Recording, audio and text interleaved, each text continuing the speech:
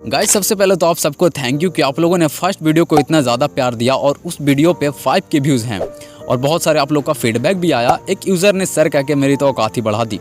ये जस मानक फैंस का बड़कपन है कि वो रिस्पेक्ट देना जानते हैं और ना मेरी हैसियत सर का लाने की नहीं है गाइस। बाकी एक और कमेंट आया जिसके वजह से पूरा ये मुझे वीडियो बनाना पड़ा और ये कमेंट ये था। तो बिना टाइम वेस्ट किए वीडियो को शुरू करते हैं। तो मैं 5 साल पहले ले जाना चाहता हूँ आप सबको, क्योंकि जब ये वाला कमेंट आया तो मुझे कुछ समझ नहीं आया कि ऐसा क्यों हो रहा है। तो मैंने कुछ यूट्यूब पे सर्च करा और ऐसा देखा कि कुछ यूट्यूबर लव एंड लाइज को कॉपी बता रहे थे। मुझे ये चीज़ थोड़ी सी समझ नहीं आई कि ऐसा क्यों हो रहा है। थोड़ा सा मैंने और खंगालने की कोशिश की और उसके बाद में मुझे पता है कहाँ चल गया, 2019 में चला गया। और उसके बाद जो मुझे पता चला ना पूरी इन्फॉर्मेशन गाइज, उसके बाद मैं पूरा शॉक्ड था कि इतना कुछ हो जाने के बावजूद भी इस इंसान के चेहरे पे ऐसा स्माइल है, यानी कि जस मानक के चेहरे पे ऐसा स्माइल है इतना कुछ हो जाने के बावजूद।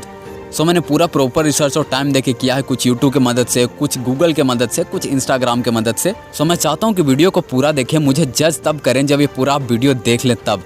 और मुझे पता है कि जस मानक फैंस की तरफ से मुझे आज पूरा भर भर के हेट मिलने वाला है, लेकिन सारे जस मानक फैंस से मैं ये बोलना चाहता हूँ कि पहले आप पूरा वीडियो देख लें, फिर आपको जो मर्जी बोलना हो बोल के जा सकते हैं कमेंट सेक्शन में, क्योंकि कमेंट सेक्शन तो मेरा खुला हुआ है ही। और मुझे पता है कि आपको इसलिए बुरा लगेगा क्योंकि मैं 5 साल गले मुर्दे उखाड़ रहा हूँ फिर से। सो क्या पता कुछ इस वीडियो से आपको पता ही चल जाए, कुछ इन्फॉर्मेशन पता चल जाए। सो चलिए स्टार्ट करते हैं।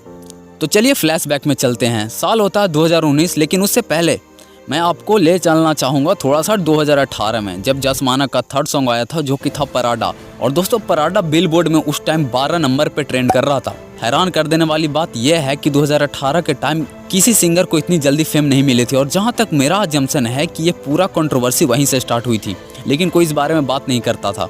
इसके बाद जस मानक एक और सुपर हिट गाना देते हैं जो कि था सूट पंजाबी बॉस, जिससे कंट्रोवर्सी थोड़ी सी क्रिएट होगी। इसके बारे में थोड़ी सी देर से बात करेंगे। उस टाइम 2018 जस मानक के लिए ना गोल्डन पीरियड था, जहाँ पे लगातार हिट पे हिट कंटिन्यूअसली एकदम दे रहे थे जस मानक। उसके बाद उनका एल्बम आता है जो इसका नाम था एज 19, जिसको अब तक यूट्यूब पे 20 मिलियन से ज़्यादा सुन चुके हैं लोग। उस टाइम जस मानक के लिरिक्स की इतनी डिमांड हो गई कि बहुत सारे पंजाबी सिंगर ने जस मानक से लिरिक्स लिखवाए। जैसे जस्सी गिल को जस मानक ने दिया सुरमा काला, निस्वान बुल्लर को कैलिफोर्निया, गिप्पी गरिवाल को नाम जटदा, करण रंधावा को वेट, गुरी को बिलियां बिलियां। पर आप अगर बिलियां बिलियां का डिस्क्रिप्शन चेक करेंगे तो वहाँ पे जस मानक को कोई क्रेडिट नहीं दिया गया है। लेकिन आपको दिमाग में ये भी है कि अगर क्रेडिट गुरी को दिया गया तो तुम ये कॉन्फिडेंस के साथ कैसे कर सकते हो ये गाना जस मानक ने लिखा है। तो आप अगर गाने को बीच में सुने तो एक लाइन आएगा जहाँ पे गुरी ये बोलते हैं,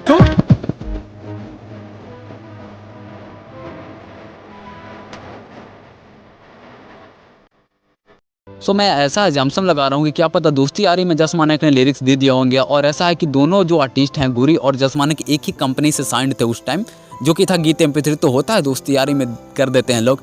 बाकी इस बारे में ज़्यादा बात नहीं करेंगे और बढ़ते हैं डिटेल से। तो खैर हम चलते हैं अब डायरेक्ट 2019 में, लॉन्ग वीडियो ना हो जाए जिसकी वजह से। तो 13 अगस्त को आता है जस मानक का लहंगा सॉन्ग और यहीं से होता है कंट्रोवर्सी स्टार्ट मनिंदर बुट्टर और जस मानक के बीच में। सॉरी, सिर्फ मनिंदर बुट्टर के ही। मनिंदर बुट्टर का ये कहना होता है कि गाना चुरा लिया जाता है उनका। अब दोस्तों थोड़ी देर बाद ये कंट्रोवर्सी आपको बिना सर और पैर का लगेगा, बस वेट कीजिए। मनिंदर बुट्टर का ये कहना होता है कि बस उनका एक लाइन चुराया गया है जो कि है मेरा लहंगा है महंगा। मैं नहीं कहना कि सारा कॉपी है, मैं नहीं कहना कि बहुता मिलदा ਉਹਦੇ ਨਾਲ, पर गाने ਲਈ ਇੱਕ ਪੁਆਇੰਟ ਚਾਹੀਦਾ ਹੁੰਦਾ ਤੁਹਾਨੂੰ ਵੀ ਕਿਹੜੀ ਚੀਜ਼ ਤੇ ਗਾਣਾ ਲਿਖਣਾ। ਹਾਂ ਕੀ ਰਾਈਮਿੰਗ ਆ। यस मेरा गाना सीखा मेरा लहंगा है महंगा तेरे तो लैनी होना हील मेरी उच्ची मैं मंगा सोने। दोस्तों जब कोई आर्टिस्ट गाना लिख रहा होता है तो वो ऐसा वर्ड लिखता है जैसे जिससे परफेक्ट राइमिंग हो। जैसे पहला वर्ड हो जैसे कि लहंगा और उसके बाद महंगा। इनके हिसाब से ये वर्ड पे मनिंदर बुट्टर का राइट्स है और ये वर्ड कोई यूज़ नहीं कर सकता। सेकंड कि कोई भी लिरिसिस्ट जब गाना लिखता है तो पूरा प्राइवेसी के साथ लिखता है। जैसे कोई गाना बनता है तो वो सिर्फ लिरिसिस्ट जो लिखता है, जो सिंगर जो गाता है और जो म्यूज़िक डायरेक्टर जो कि म्यूज़िक देता है, इन लोगों के बीच में ही रहता है। तो गाना लीक होने का तो कोई चांस ही नहीं बनता। तो ये उनका वर्ड जस मानक तक पहुँचा कैसे। सेकंड चीज़ कि दोस्तों सॉन्ग के रिकॉर्डिंग के टाइम स्टूडियो में सिर्फ सिंगर, लिरिसिस्ट और म्यूज़िक डायरेक्टर और 1-2 मैनेजर होगा तो हो गए, बस इतने लोग रहते हैं। बाकी सबको प्राइवेसी के वजह से बाहर निकाल दिया जाता है स्टूडियो के बाहर कि थोड़ी देर आप बाहर ही वेट करिए। अगर आपको नहीं पता था तो मैं बता दिया मैंने कि ऐसा ही होता है रिकॉर्डिंग के वक्त। और इंटरव्यू के दौरान मनिंदर बुट्टर एक और चीज़ रिवील करते हैं कि उनका जो गाना था लहंगा और महंगा वो वाला, वो 4-5 दिन में आ रहा है। ਲਾਈਵ ਸ਼ੋਅ 'ਚ ਵੀ ਕਿਹਾ ਮੈਂ ਕਿਹਾ ਮੇਰਾ ਗਾਣਾ ਗਾ ਤੇ ਇਹ ਆਊਗਾ ਹੁਣ। ਮੈਂ ਹੁਣ ਉਹ ਗਾਣਾ ਲਹਿੰਗਾ ਆਊਗਾ, ਮੈਂ ਹਜੇ ਵੀ ਕਹਿੰਦਾ ਆਉਣਾ हो। 5 दिन क्या दोस्तों 5 साल हो गए लेकिन वो गाना अभी तक नहीं आता। जो इनको कहना है कि एक लाइन चुराई गई है उनके गाने से, वो अभी प्रूफ हो जाएंगे। यह है मिस्टर फैजू का सॉन्ग जो कि 23 अक्टूबर 2019 को रिलीज हुआ था। इसका एक लाइन सुनिए दोस्तों। और यह है मनिंदर बुट्टर का सॉन्ग जो कि 5 दिसंबर 2019 को रिलीज हुआ था। इसका सॉन्ग सुनिए।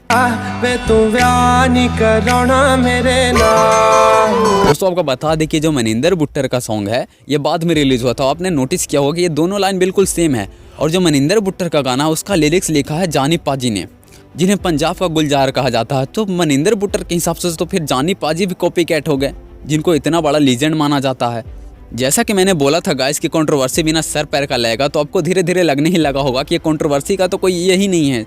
जहाँ कुछ हुआ ही नहीं था वहाँ पे उन पे एलिगेशन डाला जा रहा है। मनिंदर बुट्टर बता दूं कि जस मानक के बहुत अच्छे दोस्त हैं। जस मानक ने इनके गाने पे टिकटॉक वीडियो भी बनाया था, लेकिन मनिंदर बुट्टर ने भी उसी डूबती गंगा में हाथ धो लिया जहाँ सिद्धू मूसेवाला थे। अब ये फैसला मैं आपके हाथों में छोड़ता हूँ, क्योंकि आप लोग समझदार हैं। इस केस में जस मानक ने मनिंदर बुट्टर का गाना चुराया है या उन पे एलिगेशन लगाया गया है, जो कि आपने थंबनेल में देखा होगा। और मेरे हिसाब से ये कंट्रोवर्सी आपको एलिगेशन ही लगा होगा। तो ये जस मानक पे क्यों एलिगेशन लगाया गया और सिद्धू मूसेवाला और जस मानक के बीच में कंट्रोवर्सी क्यों हुआ, इसको हम डिटेल में डिस्कस करेंगे पार्ट 2 में। तब तक के लिए thanks for watching and keep supporting guys.